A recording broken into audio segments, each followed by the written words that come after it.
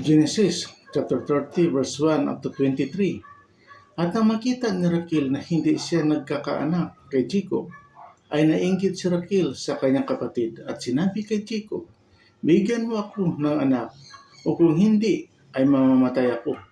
At nagningas ang galit ni Jacob laban kay Raquel at nagsabi, "Ako ba'y nasa kalagayan ng Diyos na nagkait sa iyo ng bunga ng bahay-bahay?" At sinabi niya, "Narito ang aking alilang si Bela. Sumiping ka sa kanya upang manganak sa ibabaw ng aking mga tuhod. At magkaroon din naman ako ng anak sa pamagitan niya." At ibinigay niyang asawa si Bela na kanyang alila at sinipingan ni Jacob. At naglihi si Bela at nagkaanak kay Jacob ng isang lalaki. At sinabi ni Raquel, "Hinatulan ako ng Diyos at dininig din naman ang aking tinig at binigyan ako ng anak, kaya pinanganlang Dan." At si Bilang alila ni Raquel ay naglihi uli at ipinanganak ang kanyang ikalawang anak kay Jacob. At sinabi ni Raquel, "Ako'y nakipagbaka ng malaking pakikibaka sa aking kapatid, at ako'y nanaik." At siya ay pinanganlang Neptali. Nang makita ni Leah na siya hindi na nanganganak, ay kinuha si Silpa na kanyang alila at ibinigay sa asawa kay Jacob. At si Silpa na alila ni Leah ay nagkaanak ng isang lalaki kay Jacob. At sinabi ni Leah, "Kapalaran," at pinanganlang Gad. At ipinanganak ni Silpa na alila ni Leah ang kanyang ikalawang anak kay Jacob. At sinabi ni Leah, "Mapalad ako sapagkat tatawagin akong mapalad na mga babae." At tinawag niya ang kanyang pangalan na Aser.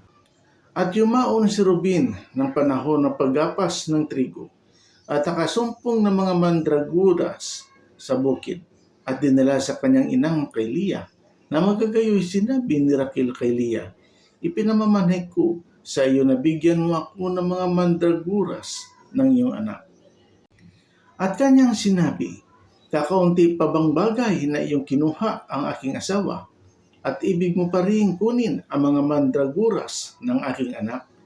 At sinabi ni Raquel, "Kaya't sisiping siya sa iyo ngayong gabi dahil sa mga mandraguras ng iyong anak." At si Jacob ay umuwing galing sa bukid ng hapon at sinalubong siya ni Leah. At sa kanyang sinabi, "Sa akin ka dapat sumiping sapagkat tunay na ikaw ay aking inupahan ng mga mandraguras ng aking anak." At sumiping siya sa kanya ng gabing yaon. At dininig ng Diyos si Leah at siya'y naglihi at kanyang ipinanganak kay Jacob ang kanyang ikalimang anak. At sinabi ni Leah, "Ibinigay sa akin ng Diyos ang aking kaupahan sapagkat ibinigay ko ang aking alila sa aking asawa." At kanyang pinanganlang Isakar. At naglihi uli si Leah at kanyang ipinanganak ang kanyang ika-anim na anak kay Jacob. At sinabi ni Leah, "Binigyan ako ng Diyos ng isang mabuting kaloob. Ngayon makikisama na sa akin ang aking asawa, sapagkat nagkaanak ako sa kanya ng 6 na lalaki." At kanyang pinanganlang Zabulon.